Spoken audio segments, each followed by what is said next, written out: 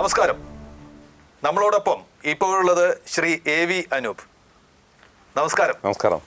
താങ്കളെ ഒറ്റവാക്യത്തിൽ പരിചയപ്പെടുത്തുക പ്രയാസമാണ്.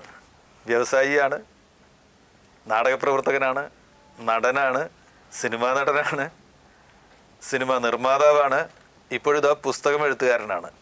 അങ്ങനെയൊക്കെ ഉണ്ട്. എങ്കിലും ഒറ്റവാക്യത്തിലും പരിചയപ്പെടുത്താം. മെഡിമിക്സിൻ്റെ സാരഥിയാണ് എന്ന് പറഞ്ഞാൽ അറിയാത്ത മലയാളികൾ ആരും ഉണ്ടാവില്ല. ഇതിലേത് വിശേഷണമാണ് അനൂപ് സാർ ഇഷ്ടപ്പെടുന്നത്? അല്ല, അങ്ങനൊരു ഒന്നിലും ഞാൻ അങ്ങനെ ഒരു ഒന്നാം നമ്പർ ഒന്നുമല്ല. ഞാൻ എന്നോട് ഇതിന് മുമ്പ് ചോദിച്ചവരോടൊക്കെ ഞാൻ പറയാവുന്നത്, എൻ്റെ കാലശേഷം എല്ലാവരും ആ AV അനൂപ് ഒരു നല്ല മനുഷ്യനായിരുന്നു എന്ന് പറഞ്ഞാൽ അത് മതി എനിക്ക്.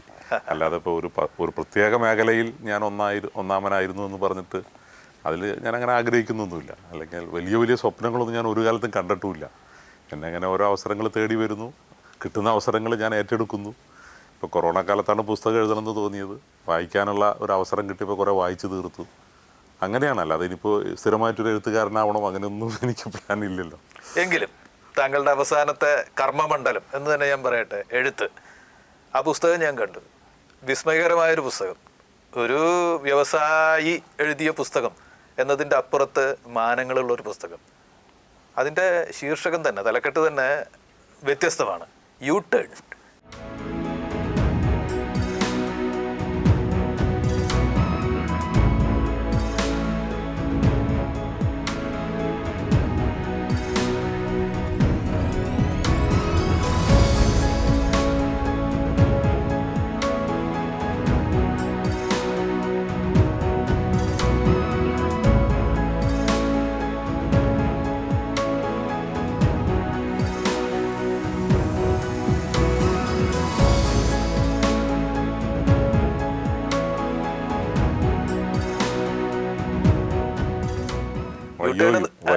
അതെ അതെ അതെ, ഞാൻ പറയാൻ വരികയായിരുന്നു. യു ടേൺ എന്ന് പറയുമ്പോൾ പിന്നോട്ടുള്ള ഒരു യാത്രയെയാണ് നമ്മൾ പലപ്പോഴും പെട്ടെന്ന് കരുതുക. യു ടേൺ, അങ്ങനെയാണല്ലോ ആ പ്രയോഗം.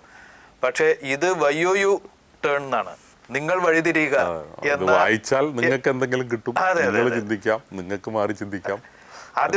ആദ്യം ആ പേര് പെട്ടെന്ന് കേട്ടപ്പോൾ, ഇങ്ങനെ പുസ്തകം വരുന്നു എന്ന് കേട്ടപ്പോൾ ഞാൻ ഇങ്ങനെ ആലോചിച്ചു, യു ടേൺ എന്ന സ്വന്തം ഓർമ്മക്കുറിപ്പുകൾക്ക് ഒരാൾ എങ്ങനെ പേരിടുന്നു? എങ്ങനെയാണത് തിരിഞ്ഞുള്ള നടത്തമാകുന്നത്? എന്തർത്ഥത്തിലാണ്? എന്തെങ്കിലും കാണും എന്ന് വിചാരിച്ച് നോക്കുമ്പോഴാണ് ഇത് മനസ്സിലാവുന്നത്. എന്തുകൊണ്ട് നിങ്ങൾ വഴിതിരിയുക എന്ന പേരോടുകൂടി ഒരു പുസ്തകം ഓർമ്മക്കുറിപ്പുകളായി പുറത്തിറക്കി? കാരണം ഇതിനകത്ത് എൻ്റെ വിജയമല്ല ഞാൻ പുസ്തകത്തിലൂടെ കൂടുതൽ എഴുതിയിട്ടുള്ളത്.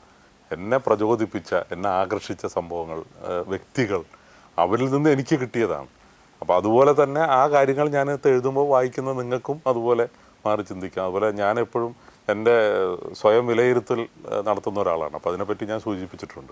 അപ്പോൾ അത്തരം സ്വയം വിലയിരുത്തലുകൾ ഇത് വായിക്കുന്ന ഓരോരുത്തർക്കും ആ ചിന്ത വരികയാണെങ്കിൽ മാറി ചിന്തിക്കാൻ ഓരോരുത്തർക്കും സാധിക്കും എന്നുള്ളതാണ്. ഞാൻ പോസിറ്റീവായിട്ട് മാത്രമേ പുസ്തകത്തിൽ എഴുതിയിട്ടുള്ളൂ. എൻ്റെ പല കടുത്ത അനുഭവങ്ങളും ഒരു വ്യക്തി വൈരാഗ്യം വെച്ച് ആരെപ്പറ്റി ഞാനത് എഴുതിയിട്ടില്ല. എന്നാൽ എനിക്ക് വന്ന പ്രതിസന്ധികളെല്ലാം എഴുതിയിട്ടുമുണ്ട്. ആ പുസ്തകത്തിൽ ഒരുപാട് കഥാപാത്രങ്ങൾ, കടന്നുപോകുന്ന ഒരുപാട് ആളുകൾ നമ്മളെ ആകർഷിക്കും. പക്ഷെ അതിൽ ഏറ്റവും തിളക്കത്തോടെ എഴുന്നു നിൽക്കുന്ന ഒരു കഥാപാത്രം എന്ന് പറയുന്നത് താങ്കളുടെ അമ്മാവനാണ്. തീർച്ചയായിട്ടും. മെഡിമിക്സിൻ്റെ സ്ഥാപകൻ. അതെ, ഡോക്ടർ സിദ്ധൻ. അദ്ദേഹത്തെക്കുറിച്ച്. അതെ, എൻ്റെ അമ്മാവനാണ്, എൻ്റെ ഭാര്യയുടെ അച്ഛനുമാണ്. അപ്പോൾ എൻ്റെ അച്ഛൻ ഇവിടെ കേരള ഫിഷറീസ് ഡയറക്ടറായിരുന്നു. അപ്പോൾ 1981 ഫിഷറീസ് ഡയറക്ടർ ആയിരിക്കുമ്പോൾ 53ാമത്തെ വയസ്സിലാണ് അദ്ദേഹം പെട്ടെന്ന് മരിക്കുന്നത്. ഹൃദയസ്തംഭനമായിരുന്നു കാരണം. അപ്പോൾ എന്നെ ഞാനാക്കിയത് അതിന് ശേഷമാണ്. അതുവരെ അങ്ങനെ വലിയ പ്രതീക്ഷകളോ സ്വപ്നങ്ങളോ ഒന്നും ഇല്ലാത്ത ഒരു ജസ്റ്റ് ആവറേജ് സ്റ്റുഡൻറ്റ്, ആവറേജ് കാര്യങ്ങൾ മാത്രം ചിന്തിക്കുന്ന ഒരു വിദ്യാർത്ഥി. അതിനപ്പുറമൊന്നും ഇല്ലായിരുന്നു. അതുപോലെ കലാരംഗത്തോ സാഹിത്യരംഗത്തോ മറ്റു രംഗങ്ങളിൽ ഒന്നും തന്നെ ഞാൻ അങ്ങനെ ശോഭിച്ചിരുന്നില്ല എന്നുള്ളതാണ്. വളരെ ടിമിഡായിരുന്നു. ഒരു സ്റ്റേജിൽ കയറി എന്തെങ്കിലും 2 വാക്ക് പറയാനുള്ള ധൈര്യം പോലും ഇല്ലായിരുന്നു. പക്ഷേ പിന്നീട് എന്നെ മാറ്റുന്നത് ഈ ഒരു സന്ദർഭവും അതിനുശേഷം അമ്മാവൻ എനിക്ക് നൽകിയ അവസരങ്ങളുമാണ്. അത് അദ്ദേഹത്തിൻ്റെ മരണം വരെയും ഞങ്ങൾ ഒന്നിച്ച് ബിസിനസ് രംഗത്ത് മാത്രമല്ല, കുടുംബ ബന്ധങ്ങളിൽ മാത്രമല്ല, നാടകരംഗത്തും ഞങ്ങൾ എത്രയോ നാടകങ്ങൾ ഒന്നിച്ച് അഭിനയിച്ചു, സീരിയലുകൾ ഒന്നിച്ച് അഭിനയിച്ചു, യാത്രകൾ ഒന്നിച്ച് കുറേ ചെയ്തു. അപ്പോൾ എന്നെ സംബന്ധിച്ചിടത്തോളം എൻ്റെ ആരായിരുന്നു അദ്ദേഹം എന്ന് എനിക്ക് പറയാൻ പറ്റില്ല. അതാണ്. താങ്കളുടെ ആരായിരുന്നു എന്നതിലപ്പുറം അദ്ദേഹം ഒരു ഡോക്ടറായിരുന്നു, പിന്നീട് ഒരു വ്യവസായിയായി മാറി. അവിടെയൊക്കെ അദ്ദേഹം വിജയിച്ചു. അദ്ദേഹത്തിന് അറിയാത്ത ഒരു സദസ്സിനെ താങ്കൾ എങ്ങനെ പരിചയപ്പെടുത്തും? അദ്ദേഹം ഒരു ഡോക്ടർ മകനായിട്ട് തന്നെയാണ് അദ്ദേഹം ജനിക്കുന്നത്. പിന്നെ ഞങ്ങളുടെ കുടുംബം എന്ന് പറയുന്നത് ആയുർവേദ രംഗത്ത് അഗ്രഗണ്യരായിരുന്ന, ഇപ്പോൾ ചോലയിൽ മാമി വൈദ്യർ അങ്ങനെയൊക്കെയുള്ള വളരെ പ്രശസ്തരായ ശ്രീനാരായണ ഗുരുവിനെ ചികിത്സിച്ചിട്ടുള്ള ആളുകളൊക്കെയാണ്.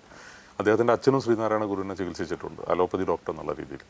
അപ്പോൾ ആ ഒരു കുടുംബത്തിൽ ജനിച്ച ആൾ വൈദ്യം പഠിക്കാനായിട്ട്, അതായത് അന്ന് ഇൻ്റഗ്രേറ്റഡ് കോഴ്സ് ചെന്നൈയിലുണ്ടായിരുന്നു, കിൽപാക്ക് മെഡിക്കൽ കോളേജിൽ ആയുർവേദവും അലോപ്പതിയും പഠിക്കാമായിരുന്നു. അതിനു വേണ്ടിയിട്ടാണ് അദ്ദേഹം ചെന്നൈയിലേക്ക് പുറപ്പെട്ടു വരുന്നത്.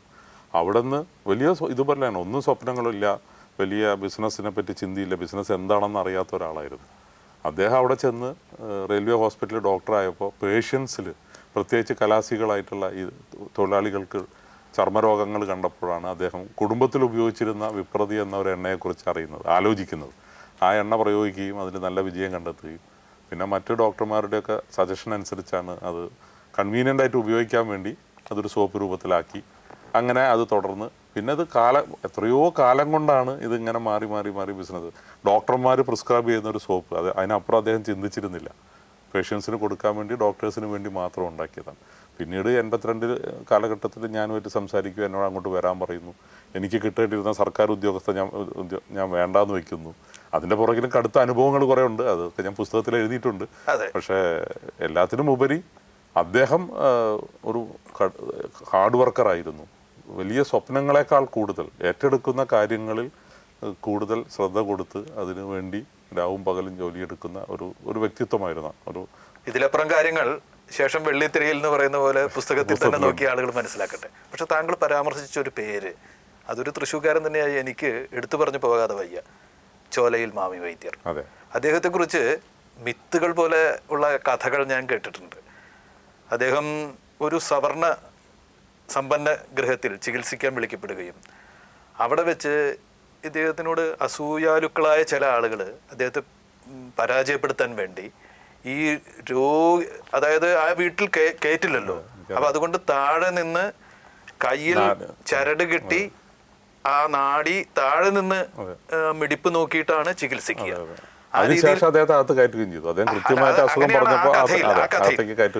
അപ്പോ അങ്ങനെ അദ്ദേഹം ചെയ്യുമ്പോ അദ്ദേഹത്തെ കബളിപ്പിക്കാൻ വേണ്ടി കട്ടിലിന്റെ കാലിൽ ചരടിന്റെ മറ്റേറ്റം കെട്ടി, അദ്ദേഹം കാണുന്നില്ല താഴെന്ന്. ഇത് പിടിച്ചു നോക്കിയിട്ട് ഈ രോഗി ജീവിച്ചിരിപ്പില്ല എന്ന് അദ്ദേഹം പറയുകയും ഈ അസൂയാലുക്കള് അവരുടെ അഹങ്കാരം അവസാനിക്കുകയും നേരിട്ട് തന്നെ നാടിമിടിപ്പ് കൊടുക്കുകയും ചെയ്തു. ഇങ്ങനെയുള്ള കഥകളിലൂടെ ജീവിക്കുന്ന മാമി വൈദ്യർ താങ്കളുടെ അച്ഛൻ്റെ അല്ല അമ്മാവൻ്റെ അമ്മാവനായിട്ട് വരും. അദ്ദേഹത്തെ കുറിച്ച് താങ്കൾക്ക് എന്ത് പറയാനുണ്ട് ഇപ്പോൾ? അതാണ്, ഇന്ന് എവിടെ ചെന്നാലും ഒരു ചോലയിൽ കുടുംബാംഗം, എൻ്റെ അമ്മ ചോലയിൽ കുടുംബമാണ്. അപ്പോൾ ഒരു ചോലയിൽ കുടുംബാംഗം എന്ന നിലയിൽ എല്ലാവരും എനിക്ക് ആ ഒരു സ്ഥാനം തരുന്നുണ്ട്. ചോലയിൽ മാമി വൈദ്യരെ പറ്റി ശ്രീനാരായണ ഗുരു കൈകൊണ്ട് എഴുതിയത് ഇപ്പോൾ അവരുടെ കുടുംബത്തിൽ ഇരിപ്പുണ്ട്. അമ്മിയാൽ അറാത്ത മരുന്നില്ല, മാമിയാൽ അറാത്ത രോഗമില്ല എന്നും പറഞ്ഞ് കൈകൊണ്ട് എഴുതി കൊടുത്തിട്ടുണ്ട്. അത് പ്രത്യേക രീതിയിൽ രോഗമില്ല എന്നും പറഞ്ഞ് എഴുതിയിട്ടുണ്ട്. അതാണ് അദ്ദേഹം. പിന്നെ അതിനകത്ത് കൂടുതലൊന്നും പറയാനില്ല. ശ്രീനാരായണ ഗുരുവെ അങ്ങനെ എഴുതിയിട്ടുണ്ടെങ്കിൽ അദ്ദേഹത്തെക്കുറിച്ചൊരു പുസ്തകം തന്നെയുണ്ട്. ആ പുസ്തകത്തിൽ താങ്കൾ ഈ പറഞ്ഞ കാര്യം ഉൾപ്പെടെ എത്രയോ അത് അതിശയോക്തിയായിട്ട് നമുക്ക് തോന്നും, പക്ഷെ എല്ലാം അനുഭവങ്ങളിൽ കൂടെ എഴുതിയിട്ടുള്ളതാണ്. അദ്ദേഹത്തിൻ്റെ മക്കളും അങ്ങനെയുള്ള പ്രഗത്ഭരായ വൈദ്യന്മാരായിരുന്നല്ലോ. അപ്പോൾ അവരൊക്കെ ആ അനുഭവങ്ങൾ പങ്കിട്ടാണ് ഇന്ന് ഞങ്ങളതൊക്കെ മനസ്സിലാക്കിയിട്ടുള്ളത്. ഏതൊരു വ്യവസായിയും അല്ലെങ്കിൽ ഏതൊരു സംരംഭകനും അദ്ദേഹത്തിൻ്റെ ഓർമ്മകൾ പറയുമ്പോൾ തൻ്റെ വിജയഗാഥ തീർച്ചയായിട്ടും വിജയിച്ചൊരാളെ കൂടിയായിരിക്കുമല്ലോ, അത് രേഖപ്പെടുത്തുന്നതിനായിരിക്കും ചായങ്ങളേറെ ഉപയോഗിക്കുക. താങ്കളുടെ പുസ്തകം അങ്ങനെയല്ല, അത് ഒരു കേവലമായ ഓർമ്മ തന്നെയാണ്. അതിലെല്ലാം വരുന്നുണ്ട്, ആശകൾ വരുന്നുണ്ട്, നിരാശകൾ വരുന്നുണ്ട്, അതുപോലെ തന്നെ കടുത്ത തിരിച്ചടികൾ വരുന്നുണ്ട്, ഉയർത്തെഴുന്നേൽപ്പ് വരുന്നുണ്ട്, കടന്നു വന്ന ഒരുപാട് കഥാപാത്രങ്ങൾ വരുന്നുണ്ട്. എന്തുകൊണ്ട് വിജയിച്ച വ്യവസായി ആയിരുന്നിട്ടും അതിനെക്കുറിച്ച് മാത്രം പറയാതെ അത് ഒരു ആനുഷംഗികമായിട്ട് മാത്രം പരാമർശിച്ച് ഇങ്ങനെ ഒരു ആത്മകഥ ആവാം എന്ന് തീരുമാനിച്ചു? അല്ല, ഞാൻ ഈ എഴുതിയ അനുഭവങ്ങളും പരാജയങ്ങളും അറിവില്ലായ്മയിലൂടെ എടുത്ത തീരുമാനങ്ങളിലുണ്ടായ തിരിച്ചടികളും ചില അറിവില്ലായ്മയിലൂടെ എടുത്ത തീരുമാനങ്ങൾ വിജയമായി മാറുകയൊക്കെ ചെയ്ത കാര്യങ്ങളാണ്. അപ്പോൾ അത് ഞാൻ ആരാണെന്നും ഞാൻ വിജയിച്ച ആളാണെന്നും ഇനി ഞാൻ പറയേണ്ട ആവശ്യമില്ല, അത് സമൂഹത്തിനറിയാം. പക്ഷെ ഇത് വായിക്കുന്നവർക്ക് അതിലൂടെ എന്തെങ്കിലും കിട്ടണം. അതുകൊണ്ടാണ് ഞാൻ പുസ്തകത്തിൻ്റെ പുറത്ത് തന്നെ എഴുതിയത്, ഇത് ബോർഡ് റൂമിന് അപ്പുറത്തുമുള്ള ഒരു ജീവിതകഥയാണ്. ബോർഡ് റൂമിനകത്തുള്ള കഥയാണെങ്കിൽ വിജയകഥ മാത്രമേ ഉണ്ടാവുള്ളൂ. അപ്പോൾ അതുകൊണ്ടാണ് ഞാൻ അങ്ങനെ തന്നെ അത് സൂചിപ്പിച്ചത്. ഇപ്പോൾ സഞ്ജീവൻ എന്ന് പറഞ്ഞ ബ്രാൻഡുണ്ട്, മേളം ഞാൻ ഏറ്റെടുത്തു, നീലഗ്രീസ് ഇപ്പോൾ ഏറ്റെടുക്കാൻ പോകുന്നു. അപ്പോൾ ബിസിനസ് രംഗത്ത് എനിക്ക് പടിപടിയായിട്ട് ഉയർന്നു എന്നേ ഞാൻ പറയുള്ളൂ. എത്രയോ പരാജയങ്ങൾ ഉണ്ടായിട്ടുണ്ട്, ഞാൻ എടുത്ത എത്രയോ തീരുമാനങ്ങൾ തെറ്റിയിട്ടുണ്ട്, എത്രയോ ഉൽപ്പന്നങ്ങൾ മാർക്കറ്റിൽ പരാജയപ്പെട്ടിട്ടുണ്ട്. പക്ഷേ ഇതിനൊക്കെ സാഹചര്യം ഒരുക്കി തന്ന കുറേ ആളുകളുണ്ട്. ഞാൻ കടന്നു വന്ന വഴിയിൽ എന്നെ സഹായിച്ച, കൈപിടിച്ചുയർത്തിയ, ഉപദേശങ്ങൾ തന്നവർ, എൻ്റെ സുഹൃത്തുക്കളെ ഒപ്പം നടന്നവർ, അവരിലൂടെ കിട്ടിയ അനുഭവങ്ങൾ. അതുകൊണ്ട് പക്ഷേ എല്ലാവരും ഞാൻ സൂചിപ്പിക്കുന്നുമില്ല, കാരണം അതിനൊരു ലിമിറ്റുണ്ട്. അപ്പോൾ ഒരു വ്യവസായി എഴുതുമ്പോൾ വ്യവസായ വിദ്യാർത്ഥികൾക്കുള്ള ഒരുപാട് ടിപ്സ് അതിലുണ്ടാവും, ഇതിലും ഉണ്ടാവും, അങ്ങനെ കണ്ടെത്താനുണ്ടാവും. പക്ഷെ ഇതിൽ അതിനല്ല ഊന്നൽ കൊടുക്കുന്നത്. താങ്കൾ പല മാനങ്ങൾ ഈ പുസ്തകത്തിന് കൊടുത്തിട്ടുണ്ടെന്ന് എനിക്ക് തോന്നുന്നു. ഒരു ഫിലോസഫറെ കാണാം നമുക്കതിൻ്റെ ഉള്ളിൽ. പലപ്പോഴും ഗീതാഞ്ജലി മുതൽ ആശാന വരെ ഉദ്ധരിക്കുന്ന ഒരാളെ കാണാം. എങ്ങനെയാണ് അങ്ങനെ ഒരു വ്യവസായി ഫിലോസഫിയിൽ തൽപരനാവുന്നത് എങ്ങനെയാണ്? അല്ല, ഞാൻ പറഞ്ഞില്ലേ, നമ്മുടെ ഒരു അനുഭവങ്ങളും. ഞാൻ അങ്ങനെ എന്നോടൊരാൾ ചോദിച്ചു കഴിഞ്ഞാൽ ഒരു താങ്കൾ ഒരു വ്യവസായി എല്ലാം ചോദിച്ചാൽ ഞാൻ പറയും ഞാനൊരു പാർട്ട് ടൈം ബിസിനസ്സുകാരനാണെന്നേ പറയാറുള്ളൂ. കാരണം ഒരുപാട് മേഖലകളുണ്ട്. കാരണം വെറും ബിസിനസ്സുമായിട്ട് ജീവിച്ചു കഴിഞ്ഞാൽ നമുക്ക് പിന്നെ എന്താ ജീവിതത്തിലുള്ളത്? അല്ലെങ്കിൽ സാമ്പത്തികമായിട്ട് നേടേണ്ടതൊക്കെ നേടിക്കഴിഞ്ഞു. ഇനിയും പണം അല്ലെങ്കിൽ ഇനിയും ബിസിനസ് വളരുക എന്ന് പറഞ്ഞാൽ നമുക്കൊരു ജീവിതമില്ല. അപ്പോൾ കുടുംബത്തിന് പ്രാധാന്യം കൊടുക്കണം, സമൂഹത്തിന് പ്രാധാന്യം കൊടുക്കണം, പിന്നെ നമ്മളുടെ പാഷൻസ് വളർത്തിയെടുക്കുക എന്നുള്ളതാണ്. ഞാൻ ഏറ്റവും കൂടുതൽ പറയുന്നൊരു കാര്യം അതാണ്. എല്ലാവരിലും ഒരു പാഷൻ ഉണ്ടാവും, ഹോബീസ് ഉണ്ടാവും. അല്ലെങ്കിൽ കലാരംഗത്തോ എന്തെങ്കിലും, ഇപ്പോൾ കുട്ടികൾ തന്നെ യുവജനോത്സവത്തിലൊക്കെ പങ്കെടുക്കുന്ന കുട്ടികൾ വിവാഹശേഷം ചിലപ്പോൾ അല്ലെങ്കിൽ ജോലി കിട്ടിയതിന് ശേഷം അതെല്ലാം മറക്കുകയാണ്. പക്ഷെ അത് ചെയ്യരുത്. അതിനുള്ള ഉദാഹരണങ്ങൾ ഞാൻ എഴുതിയിട്ടുണ്ട്. അപ്പം അങ്ങനെ ഒരു ചിന്തിക്കുന്ന ഒരാളാണ് ഞാൻ. ഞാനിതൊരു ഫിലോസഫിക്കലായി എഴുതാനൊന്നും ശ്രമിച്ചിട്ടില്ല. താങ്കൾക്ക് അങ്ങനെ കിട്ടിയിട്ടുണ്ടെങ്കിൽ അതെന്റെ സന്തോഷം, അത്രേ ഉള്ളൂ. ചിലയിടത്ത് അതിന്റെ സ്പർശങ്ങൾ വരുന്നുണ്ട്. ഒരു ഫിലോസഫർ നാട്യമൊന്നും അതിലില്ല. ഒപ്പം തന്നെ ഞാൻ ശ്രദ്ധിച്ചൊരു കാര്യം, ആരും അല്പം വാചാലമായിട്ട് പറയുന്ന, പലപ്പോഴും മത്താപ്പുകൾ മുതൽ വെടിക്കെട്ടുകൾ വരെ സൃഷ്ടിക്കാൻ സാധ്യതയുള്ള ചില അനുഭവങ്ങൾ വളരെ ഒതുക്കി പറഞ്ഞു എന്ന തോതിൽ മാത്രം താങ്കൾ പറഞ്ഞു പോകുന്നുണ്ട്. ഒന്ന്, ജഗദീഷ്, നമ്മുടെ നടൻ ജഗദീഷിൻ്റെ വിദ്യാർത്ഥിയായിരുന്നു താങ്കൾ. അദ്ദേഹം അധ്യാപകനായിരുന്നു എന്നും പഠിപ്പിച്ചിരുന്നു എന്നും ഉള്ള 5-6 വാക്യങ്ങളിൽ അത് പരാമർശിച്ച് നിർത്തിയിരിക്കുന്നു. അങ്ങനെയല്ല, നമ്മുടെ ജഗദീഷിനെ പോലെ ഒരാളുടെ വിദ്യാർത്ഥിയാണെങ്കിൽ അതൊന്ന് പറയും. ജഗദീഷ് ആരാണ് എന്നറിയുന്ന മലയാളികളോട് നമ്മൾ അദ്ദേഹത്തെ എങ്ങനെ മനസ്സിലാക്കി എന്നറിയാൻ പറയും. പക്ഷെ വളരെ ഒതുക്കിയാണ് പറഞ്ഞിരിക്കുന്നത്. അല്ല, ഒതുക്കി പറഞ്ഞാൽ എന്നെ കാര്യമുണ്ടല്ലോ. ഞാൻ അദ്ദേഹം നല്ല അധ്യാപകനാണെന്ന് സൂചനയുണ്ട്. കുട്ടികൾക്ക് നാടകത്തെ പറ്റിയും കലയെ പറ്റിയൊക്കെ പറഞ്ഞു കൊടുക്കാറുണ്ട്. എങ്ങനെ കാണുന്നു ഒന്ന് ഇപ്പൊ പറയുകയാണെങ്കിൽ, ഈ അഭിമുഖത്തിൽ പറയുകയാണെങ്കിൽ? അല്ല, ഞാൻ അന്ന് മുതൽ ഇന്നും അദ്ദേഹമായിട്ട് ബന്ധം വെച്ചിട്ടുള്ള ആളാണ്. അപ്പോൾ ലോകത്തിന്റെ പല ഭാഗങ്ങളിലും അദ്ദേഹം ഷോയ്ക്ക് പോകുന്ന സമയത്ത് ഇന്ന് ചിലപ്പോൾ ഞാനായിരിക്കും മുഖ്യാതിഥി. അപ്പോൾ അത് വളരെ വലിയൊരു കോയിൻസിഡൻസ് ആയിരുന്നു ആദ്യമൊക്കെ. പക്ഷെ ഇന്ന് ഞങ്ങൾക്ക് അത് വളരെ സാധാരണയായിട്ട് തോന്നി. പക്ഷെ അധ്യാപകനെ കുറിച്ച് പുസ്തകം വായിക്കാത്ത യാതൊരു സംശയമില്ല. എന്നെ പഠിപ്പിച്ചിട്ടുള്ള അധ്യാപകരിൽ ഇന്നും മനസ്സിൽ തങ്ങി നിൽക്കുന്ന ക്ലാസ്സുകൾ അദ്ദേഹത്തിന്റെ തന്നെയാണ്. അതുമാത്രമല്ല, അദ്ദേഹത്തിന്റെ ആദ്യ വിദ്യാർത്ഥി ഗ്രൂപ്പിൽപ്പെട്ട ആളാണ് ഞാൻ. അദ്ദേഹം അധ്യാപകനായിട്ട് വരുമ്പോൾ ആദ്യത്തെ ക്ലാസ് ഞങ്ങളുടെയാണ്. അധ്യാപന മേഖലയ്ക്ക് അദ്ദേഹത്തെ നഷ്ടപ്പെട്ടത് അതൊരു നഷ്ടം തന്നെയാണ്. തീർച്ചയായിട്ടും. പക്ഷെ അതേസമയം അദ്ദേഹത്തിന്റെ വളർച്ചയെ കുറിച്ച് പക്ഷെ കോളേജിനെ സംബന്ധിച്ചിടത്തോളം അത് വലിയ നഷ്ടം തന്നെയാണ്. കാരണം അന്നൊക്കെ അറിയാലോ, വിദ്യാർത്ഥികൾ പലപ്പോഴും രാഷ്ട്രീയ പ്രവർത്തനം കാരണവും അല്ലെങ്കിൽ വേറെ എന്തെങ്കിലും കാരണം പലപ്പോഴും ക്ലാസ്സുകൾ കട്ട് ചെയ്ത് നടന്നിരുന്ന ഒരു കാലഘട്ടമാണ് അന്നൊക്കെ. ഇപ്പം ഞാനൊക്കെ പലപ്പോഴും എനിക്ക് പിന്നെ അച്ഛൻ മരിച്ചുമായിട്ട് ബന്ധപ്പെട്ട് എനിക്കും എൻ്റെതായ ചില പ്രശ്നങ്ങളുണ്ടായിരുന്നു ക്ലാസ്സിലൊന്നും. പക്ഷേ ഇദ്ദേഹത്തിൻ്റെ ക്ലാസ് ഞങ്ങൾ ആരും കഴിയുന്നതും മിസ് ചെയ്യാറില്ലായിരുന്നു. കാരണം വളരെ സരസമായിട്ട് പക്ഷെ പറഞ്ഞു തരാനുള്ളത് ബാങ്കിങ് ആണ് എന്നെ പഠിപ്പിച്ചിരുന്നത്. അപ്പോൾ അതെല്ലാം വളരെ കൃത്യമായിരുന്നല്ലോ. കോമേഴ്സ് ആയിരുന്നല്ലോ. അപ്പോൾ അത് വളരെ കൃത്യമായിട്ട്. പക്ഷേ ഈ അടുത്ത കാലത്ത് ഞങ്ങൾ ഒരു റീയൂണിയൻ ചെയ്ത സമയത്ത് ഇത്രയും വർഷങ്ങൾ, ഞാൻ 82-ൽ പാസ്സായതാണെന്ന് ആലോചിക്കണം. അപ്പോൾ ഇത്രയും വർഷങ്ങൾക്ക് ശേഷം ഞങ്ങൾ കോളേജിൽ ഒരു റീയൂണിയൻ നടന്ന സമയത്ത് അദ്ദേഹത്തെ വിളിക്കുകയുണ്ടായി. അപ്പോൾ അദ്ദേഹം പറഞ്ഞു അന്ന് നടത്തിയ ക്ലാസ് നമുക്ക് എടുക്കാം, റീക്രിയേറ്റ് ചെയ്യാം എന്ന് പറഞ്ഞ് അതുപോലെ ക്ലാസ്സിലിരുത്തിയിട്ട് അന്ന് അദ്ദേഹം ചോദിച്ച ചോദ്യം വീണ്ടും എന്നോട് ചോദിക്കുന്നു, അല്ലെങ്കിൽ വേറൊരാളോട് ചോദിക്കുന്നു. അതാ ഓർമ്മകൾ. പക്ഷെ ഞങ്ങൾക്ക് അന്ന് പറഞ്ഞതും ഇന്ന് പറയാനും അറിയില്ല എന്നുള്ളതാണ്. പക്ഷെ അദ്ദേഹത്തിന് അത് ഇന്നും ഓർമ്മയുണ്ടെന്നുള്ളതാണ്. അതൊക്കെ ഒരു അധ്യാപകൻ എന്നുള്ള രീതിയിൽ നമ്മളെപ്പോഴും അത്ഭുതപ്പെടുത്തുന്ന ഒരു വ്യക്തിയാണ് അദ്ദേഹം. ജഗദീഷിനെ കുറിച്ച് താങ്കൾ അത്രയെങ്കിലും പറഞ്ഞു. പക്ഷെ താങ്കളുടെ സീനിയർ വിദ്യാർത്ഥിയായിട്ട് മോഹൻലാൽ ഉണ്ടായിരുന്നു എന്ന് പറഞ്ഞ് അതവിടെ നിർത്തിയിരിക്കുകയാണ്. ഉണ്ടായിരുന്നു. ആ മോഹൻലാൽ നിങ്ങൾക്ക് ആരായിരുന്നു? നിങ്ങൾ എങ്ങനെയാണ് അദ്ദേഹത്തെ അന്ന് കണ്ടത്? അല്ല, കോളേജിൽ പഠിക്കുന്ന കാലത്ത് അങ്ങനെ ഒരു എന്താ പറയുക, ഒരു നല്ല വിദ്യാർത്ഥി അല്ലെങ്കിൽ പേര് കേട്ട അങ്ങനെ ആ ഒരു രീതിയിൽ ഒന്നും അങ്ങനെ മോഹൻലാൽ ഒരു പ്രാമുഖ്യം നേടിയിരുന്നില്ല. ഞങ്ങൾ തമ്മിലുള്ള ബന്ധം കൂടുതൽ അടുക്കുന്നത് ഞങ്ങൾ രണ്ടുപേരും ചെന്നൈയിൽ സെറ്റിൽ ആയതുകൊണ്ടാണ്. ഞാൻ ചെന്നൈയിൽ പോകുന്നു, അദ്ദേഹം ചെന്നൈയിൽ പോകുന്നു. ആ കാലം കൊണ്ട് ഞങ്ങൾ അപ്പൊ അതിനകത്ത് വളരെയധികം ഞാൻ സൂചിപ്പിച്ചിട്ടുണ്ട് അദ്ദേഹത്തിന്റെ പ്രത്യേകതകൾ. വർഷങ്ങളോളം ഞങ്ങൾ വർഷങ്ങളോളം ഞങ്ങൾ ഷട്ടിൽ ഒന്നിച്ച് കളിച്ചിരുന്നു. അദ്ദേഹം ഭരതം സിനിമയിൽ അഭിനയിച്ച് നാഷണൽ അവാർഡ് കിട്ടിയതിന് ശേഷം എത്രയോ കാലം ഞങ്ങൾ ഒന്നിച്ച് ദിവസവും ഷട്ടിൽ കളിക്കുമായിരുന്നു. അതൊക്കെ ഓർമ്മകളാണ്. പക്ഷെ കോളേജ് സമയത്ത് അങ്ങനെ ഒരു വലിയ അടുപ്പമൊന്നും ഉണ്ടായിരുന്നില്ല. പിന്നെ അദ്ദേഹം സീനിയർ ആണല്ലോ. ഇത് ഞാൻ മറ്റൊരു കാര്യത്തിലേക്ക് കണക്ട് ചെയ്യണം. താങ്കൾ നേരത്തെ പറഞ്ഞു താങ്കൾ തന്നെ വളരെ ലജ്ജാലുവായ ഒരു വിദ്യാർത്ഥിയായിരുന്നു, പ്രത്യേകിച്ചൊരു കഴിവുകൾ ഉണ്ട് എന്ന് തിരിച്ചറിയാത്ത ഒരാളായിരുന്നു എന്ന് പറയുകയും താങ്കൾ മറ്റൊരു മേഖലയിൽ എത്തുകയും അവിടെ കഴിവ് തെളിയിക്കുകയും വിജയിക്കുകയും ചെയ്തു. മോഹൻലാൽ ആവട്ടെ ഇത്തരത്തിലുള്ള എന്തെങ്കിലും വാസനകൾ വലുതായിട്ട് പ്രകടിപ്പിക്കാതിരുന്നു. അതിപ്പോ എല്ലാ മലയാളികൾക്കും അറിയാവുന്നതാണ്. എങ്കിൽ പോലും അങ്ങനെ ശ്രദ്ധിക്കപ്പെടാതിരുന്ന ഒരാളാണ് അന്ന്. പക്ഷെ അദ്ദേഹവും എത്തി. ഞാൻ ആരാണെന്ന് തിരിച്ചറിയാത്ത ഒരുപാട് പേര് നമ്മുടെ സമൂഹത്തിലുണ്ട് കുട്ടികളായിട്ട്. അവർക്ക് ഈ അനുഭവങ്ങൾ മുൻനിർത്തിക്കൊണ്ട് താങ്കളുടെ അനുഭവം വെച്ചും മോഹൻലാലിൻ്റെ അനുഭവം വെച്ചും എന്തെങ്കിലും പറയാനുണ്ടോ ഈ അഭിമുഖത്തിൽ അവരോട്? അല്ല, നമ്മൾ പരാജയപ്പെട്ടവരാണ്, അല്ലെങ്കിൽ നമുക്ക് അറിവില്ല, നമ്മളൊരു പരീക്ഷയിൽ തോറ്റു, ഇതൊന്നും പ്രശ്നമാക്കേണ്ട ആവശ്യമില്ല. പരീക്ഷയിൽ തോറ്റ എത്രയോ ആളുകൾ പിന്നീട് വിജയികളാവുന്നു, പിന്നീട് IAS എടുക്കുന്നു, അല്ലെങ്കിൽ ഡോക്ടറാവുന്നു. ഇതൊക്കെ ഉണ്ടായിട്ടുണ്ട്. സ്കൂളിൽ പരാജയപ്പെട്ടവരാണ് പിന്നീട് ജീവിതത്തിൽ പഠിച്ചുയർന്നവരുമുണ്ട്, പഠിക്കാതെ ഉയർന്നവരുമുണ്ട്. അപ്പോൾ അതൊന്നും ചിന്തിക്കേണ്ട ആവശ്യമേ ഇല്ല. എല്ലാവരുടെയും ജീവിതത്തിൽ അവസരങ്ങൾ തേടി വരുമെന്നാണ് എനിക്ക് പറയാനുള്ളത്. അവസരങ്ങൾ തേടി വന്നാൽ അത് ഉപയോഗിക്കാൻ പഠിക്കണം. അവിടെ അത് വേറെ ഒരാൾക്കും നമ്മളെ സഹായിക്കാൻ പറ്റില്ല. അതുപോലെ ഇപ്പോൾ ബിസിനസ് തുടങ്ങിയാലും നമ്മുടെ ജീവിതത്തിൽ ഇപ്പോൾ എനിക്ക് തന്നെ ഇപ്പോൾ ഇതിനകത്ത് പറയുന്ന പല പ്രതിസന്ധികളുണ്ട്. ഞാൻ ഇതിനകത്ത് എഴുതാത്ത ചില കാര്യങ്ങളുണ്ട്, വലിയ വലിയ കാര്യങ്ങളുണ്ട്. ഫോർ എക്സാമ്പിൾ, ഒരു കോർപ്പറേറ്റ് ഇൻകം ടാക്സ് റെയ്ഡ് വരുന്നു, എല്ലാവരും ഭയപ്പെടുന്ന കാര്യമാണ്. പക്ഷേ എന്നെയൊക്കെ സംബന്ധിച്ചിടത്തോളം ഇൻകം ടാക്സ് റെയ്ഡിൽ നടന്ന ചില രസകരമായ അനുഭവങ്ങളുണ്ട്. അപ്പം ഞങ്ങൾക്കത് കുട്ടികൾ പോലും അതൊരു തമാശയായിട്ട് എടുത്തത്. ഇൻകം ടാക്സ് അധികാരികൾ എന്നോട് പരാതി വന്ന് പറയുന്നത് നിങ്ങളുടെ വീട്ടുകാർക്ക് ഇതൊരു സീരിയസ് ആയിട്ട് എടുക്കുന്നില്ല എന്നുള്ളതാണ്. കാരണം അവർക്ക് പോലും അറിയാം നമുക്ക് ഭയപ്പെടാനൊന്നും ഇല്ല എന്നുള്ളത്. പക്ഷേ ഞാൻ പറയുന്നത് എന്താ വെച്ചാൽ, അങ്ങനെ ഒരു സാഹചര്യം വരുന്ന സമയത്ത് അത് മറ്റൊരാൾ സഹായിക്കുമെന്നോ അല്ലെങ്കിൽ ദൈവത്തിൽ അർപ്പിക്കാമെന്നൊന്നും വിചാരിച്ചിട്ട് ഒരു കാര്യമില്ല. ഇത് നമ്മുടെ ഉത്തരവാദിത്തമാണ്.